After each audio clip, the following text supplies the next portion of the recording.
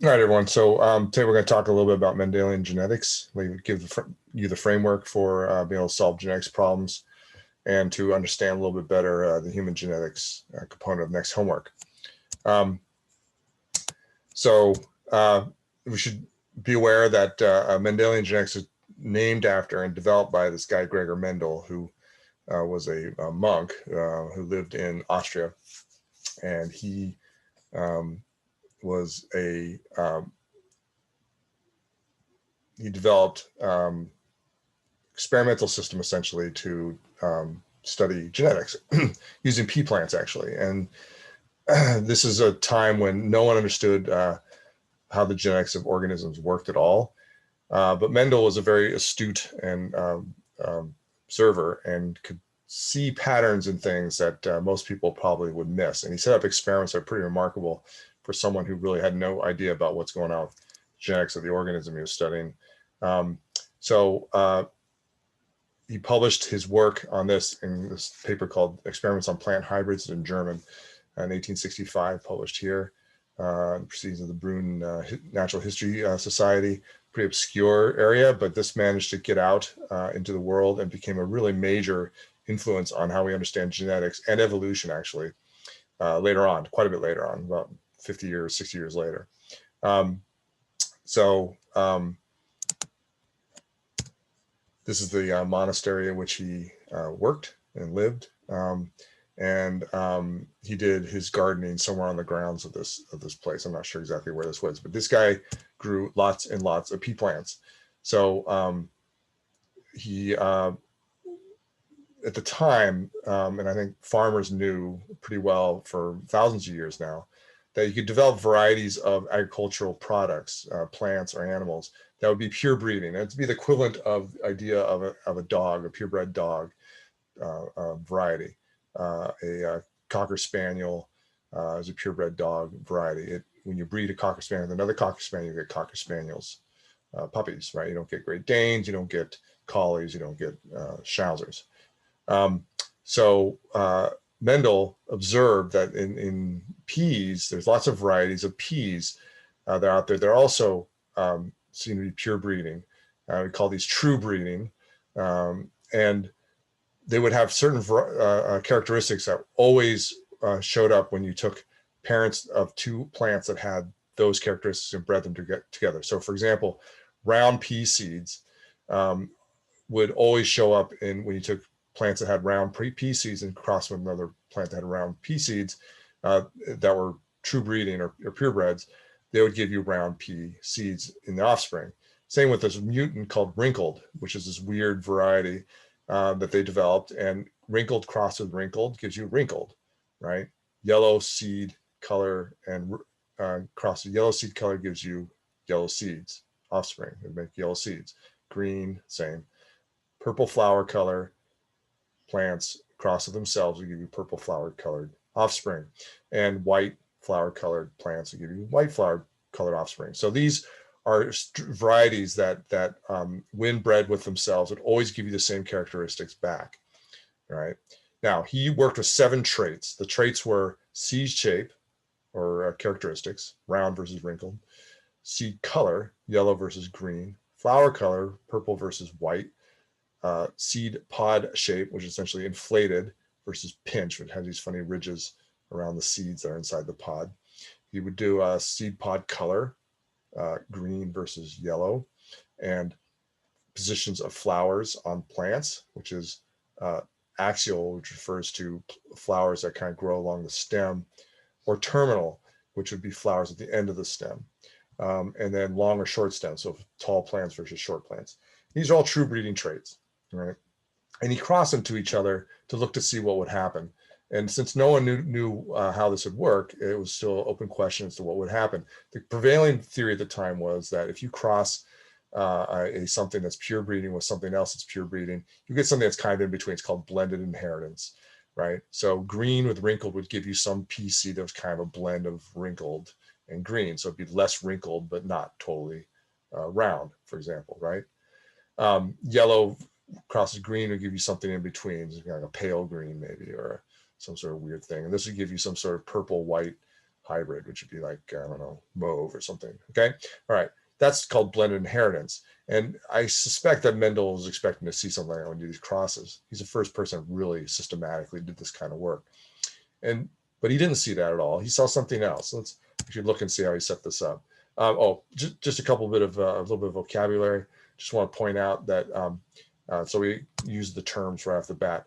The characteristics of the organism that we're working at is called the phenotype, right? It's what it looks like, or how it behaves, or how it does its thing.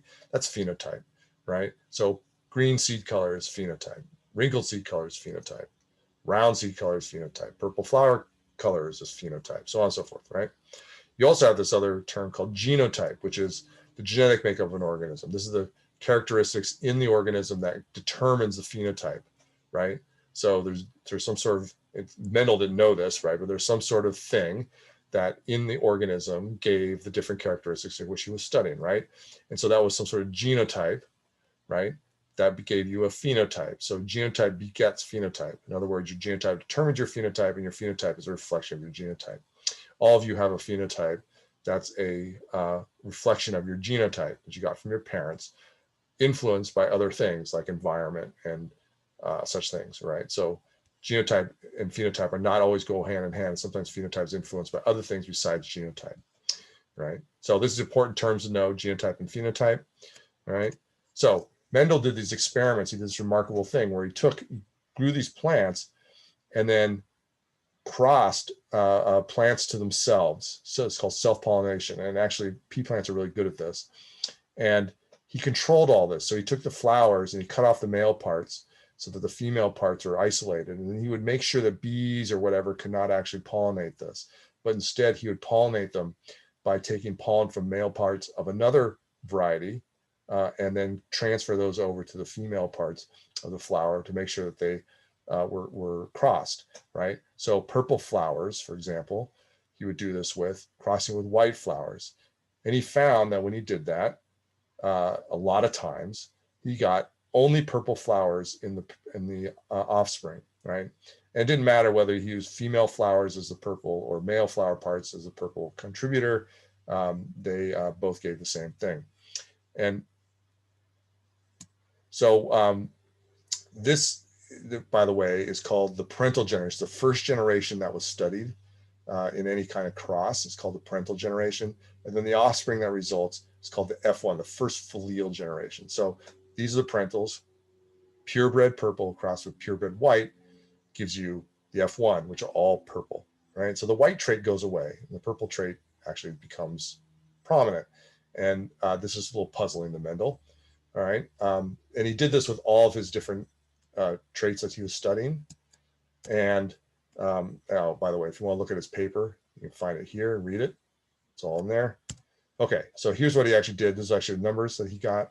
Round versus wrinkled seeds, the F1, he got all round. Yellow versus green seeds, in the F1, he got all yellow. Purple versus white petals, all purple, so on and so forth. So each of these 7 traits, one of the characteristics always dominated the characteristics of the F1 in that first generation, right? Now, he did something in addition that was kind of interesting. He thought, okay, what happens if I take these F1s and cross them to himself? He can self-pollinate, in other words, and he would use his paintbrush to pollinate these by hand, so he had control over it. And he did this a lot of times. You can see how many results he got for each of these different crosses. And he found that something interesting happened. He got, for like round versus wrinkled, 5,474 round offspring and 1,850 wrinkled. And these are called the F2s, the second filial generation. So we have now two generations or 3 generations. You have parentals crossed to give the F1, then F1s crossed to themselves to give the F2. And he just crunched some numbers and realized that these numbers ratio is 3 to 1. So 3 to the main trait that would show up in the F1, and then the other trait that was disappeared in the F1 would reappear in the F2 at a ratio of 1/3 of what the dominant trait was showing. So this was true for all these crosses, 3 to 1, right? And he thought about those numbers and realized that there was something interesting happening with the genetics of these. Well, this told him something about the genetics of these organisms, right? There are genes right, which have two varieties of the gene in every organism, right? So each plant, pea plant, had two versions of the gene, right? And each would have what's called an allele. An allele would be a trait, right? So for example, if we're using round versus wrinkled, round pea seed trait would have an allele that was round and have two of them because they're purebred, right? So they, every time they breed, the round shows up again, which means that the parent only has round. So there's two rounds, which we indicate as big A here. And the convention is to use capital letters for the version of the allele that actually dominates over the other version of the allele. So let's use A here as a generic term. A indicates round pea seed. So this is big, two A's, two big A's, right? The other parent, which was wrinkled. So wrinkled doesn't show up in the F1. So wrinkled is being hidden by first, the traits of the first of the round pea seeds here, right? So we're going to use that as, it's called recessive, which is the small letter for this, right? So this is, again, pure breeding. So we know that only the little version, or the recessive version of the genes present in this parent, right? And the reason that what's happening here is that these plants are producing gametes, right, which have the trait, one of the traits, and they only have one choice. And this one has to have big A, and this one has to have little a. The process that produces these, which Mendel didn't know about, but we figured out later on, is meiosis, right? So you just study meiosis. This is what meiosis is doing. Two versions of a gene down to a cell that has one version of a gene, diploid to haploid, diploid to haploid, right? Okay, these gametes fuse to make the F1. The F1 now has two versions of the gene, right? An A, big A, and a little a, right? But the big A version, round in this case, dominates over the little a. So when you have two of them together, the big A version always wins, and the phenotype ends up being round. In this case, the version of the dominant version of the trait, right? So all the F1s are going to be round here, right? As Mendel saw. And then when you cross these to themselves, which is what's shown here. So if you cross these to themselves, they're going to make gametes, but the gametes are going to have a 50-50 chance of either one of these traits in it, right? So half are going to be big A, half are going to be little a for the sperm. And for eggs, half are going to be big A, half are going to be little a, right? So he just did some math and figured out, oh, you could just do this kind of math and figure out that statistically, 1/4 of the offspring should be big A, big A. 1/2 the offspring should be big A and little a, and 1/4 of the offspring would be little a, right? If you look at phenotype, since the dominant trait, big A, is round in this case, dominates over little a, then this is round, round, round, and this is wrinkled. There's two little a's. 1, 2, 3 to 1, right? So that actually fit his math perfectly. And so he settled on this idea that this is what's going on. When you do something like this in genetics, this is called a Punnett square, keeping track of the gametes, the probabilities of the gametes that you're going to get, and then looking at all the different offspring you get from different combinations of gametes. Punnett square. Mendel didn't actually develop Punnett square. Punnett developed the Punnett square. All right. Okay. But anyway, it's a good way of keeping track. You may want to do this when you do genetics problems. All right. So this led to another set of terms that we should learn, right? An organism that has identical alleles for the same gene and both versions of the gene is called homozygous. So for example, homozygous, homozygous, right? Homozygous, homozygous. If you have different alleles for the same gene, then it's heterozygous. So heterozygous, heterozygous, and heterozygous, okay? All right, good terms to know. You need to learn those. All right, now, you're going to come across in genetics problems this concept of a test cross, which I just want to define right now so we can just get this out of the way. If you think about this cross, all three of these are going to be the dominant form, right? So round, let's say, for P shape, right? How do you know which one of these, if you plant, I don't know, 40 of these different seeds that you get out of this cross, and let's say you would get 10 of them would be this, 20 of them would be this, and 10 of them would be this, right? How do you know which ones are which? Because these are all identical to each other, right? They all look the same because the A trait, the big A trait, round, is dominant over wrinkled, right? So these are all round pea seeds. How do you know which one's which? you can do a test cross. You can take these individuals that you don't know what their genotype is, right? You can cross them in a test cross to figure it out, right? So that's what this is. A test cross is a way of detecting the presence of a recessive trait in homozygous or heterozygous individuals, right? You don't know whether homozygous or heterozygous, right? So the cross, this cross allows you to do that. What you do is you cross these individuals with an homozygous recessive breed. So example then would be a test cross of these would be crossing these with this or with this, which might show up in that cross, right? So you cross this with this and you'll get one result. If you cross this with this, you'll get a different result, right? And what result would that be? Well, if you cross big A with little a, you're gonna get 100% big A, little a, 100% heterozygotes, right? They'll be dominant always. Never get a recessive phenotype out of this ever, right? But if the parent, that your unknown parent is heterozygous, you're going to get 50% of the time you'll get big A, little a, and 50% of the time little a, right? So half your offspring should be dominant and half your offspring should be recessive phenotypically, right? So this is what a test cross does to you. So a test cross is always referring to doing a cross with some unknown that you are talking about in the problem, cross with a homozygous recessive version of that organism, right? Okay, so just be aware of that. That's what a test cross is. All right, now Mendel came up with some rules as a result of his understanding of these experiments he did, right?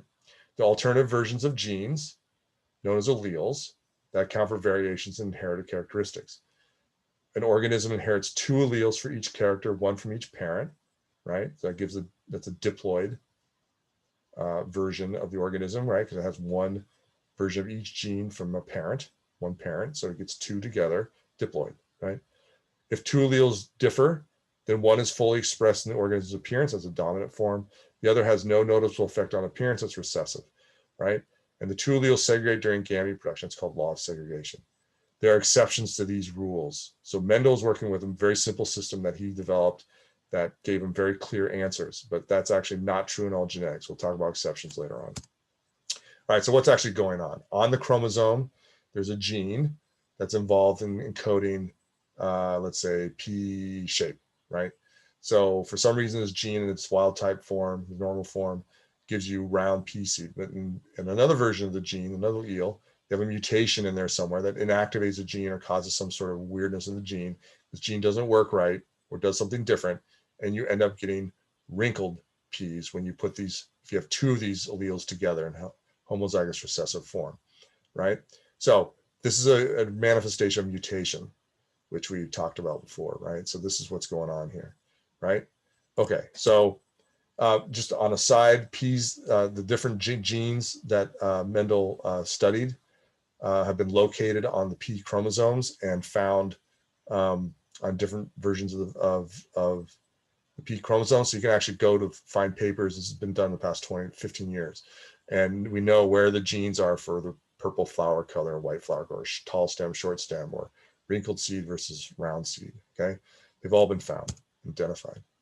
All right, so, and here it is, all right? This was published in 2010. So if you wanted to look at it, this is white flower character in particular, but all the different traits have been mapped.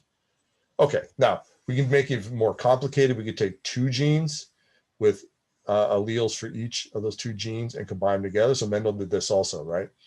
For example, he took pure breeding round green peas, right, and crossed them with pure breeding wrinkled yellow. We know from the monohybrid crosses, which are basically 1 gene, each of which has 2 alleles, right? So 1 gene crossed with each other, it's called monohybrid. Let me go back. This is a monohybrid cross, okay? So dihybrid cross will have 2 genes. We know that round is dominant to wrinkled, right? So in this case, we're using big R as the letter indication. So big R is round, little r is wrinkled, right? And yellow is dominant to green, which Mendel also showed. So big Y is yellow, little y is green, right?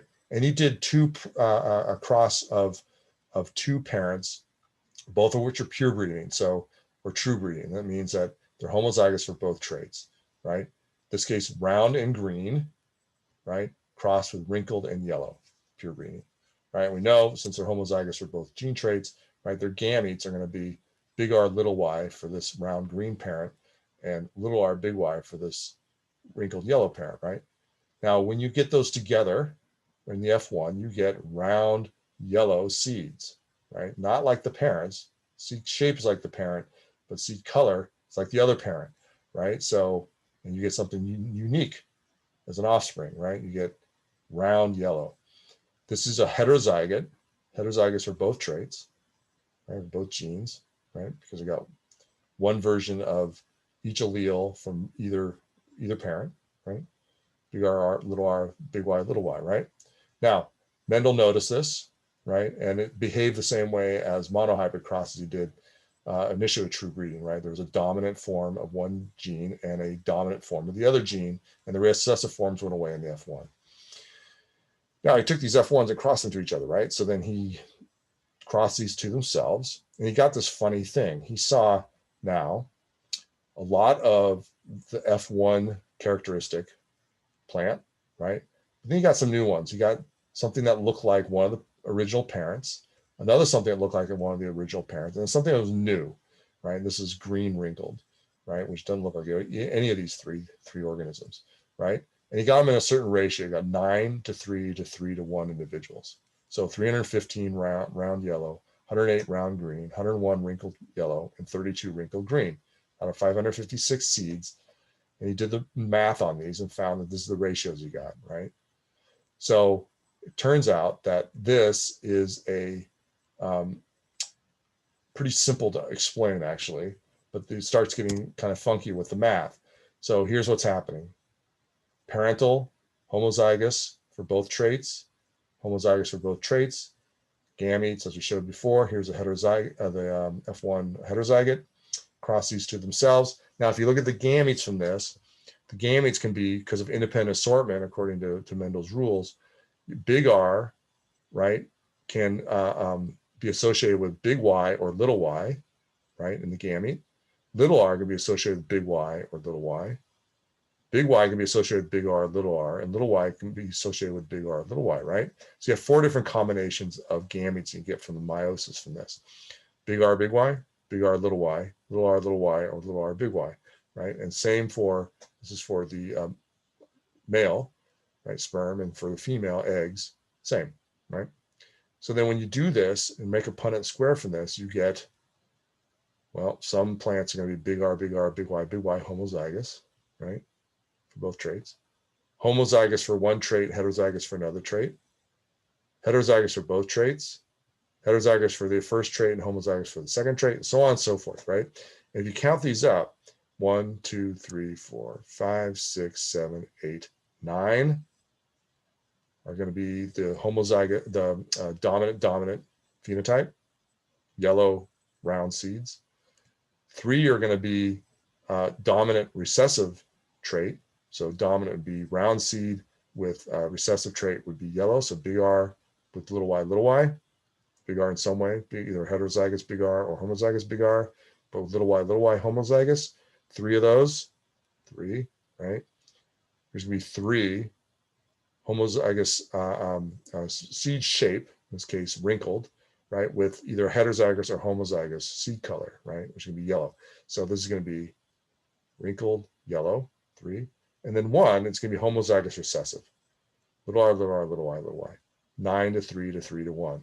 That's what you expect to see in a cross. Now, this is statistically. So if you planted 16 seeds that have been fertilized with this cross, you might or might not get these results. But if you planted 160 or 1,600, you're probably going to get these results, right? Statistically. Okay, so this is a statistical thing. This is not absolute. All right. So, okay. So what's going on the chromosomal level? Well, these genes are on separate chromosomes, right? And they're sorting independently during meiosis to give you these different combinations in the gametes, right? Okay. So Mendel came up with this rule called the law of independent assortment, that each gene sorts independently of each other. So round seed gene sorts independently from color seed gene, right? Flower color sorts independently from seed shape, so on and so forth, right? Because of the 7 experiments, traits that he used, that's how they behave. Turns out if you think about this though, this is limited. So in humans, for example, we have 23 pairs of chromosomes, right? But 25 or 24,000 genes stuffed onto those 23 pairs of chromosomes. So many genes have to be on the same chromosome of DNA. So they can't be independently sorted, all of them. Some are, right? But not all of them. Okay, so this actually indicates there's about 1,000 genes on each chromosome, right? So that's going to result in a thing called linkage, which we'll talk about later on. All right. So this is the main. Mendel happened to find genes that did this, but generally, actually, significantly more complicated than this. Right. All right. Now, there's variations on this that we can talk about. Right. Actually, I'm going to do that in the next video. I'm going to stop this here and then talk about this going forward.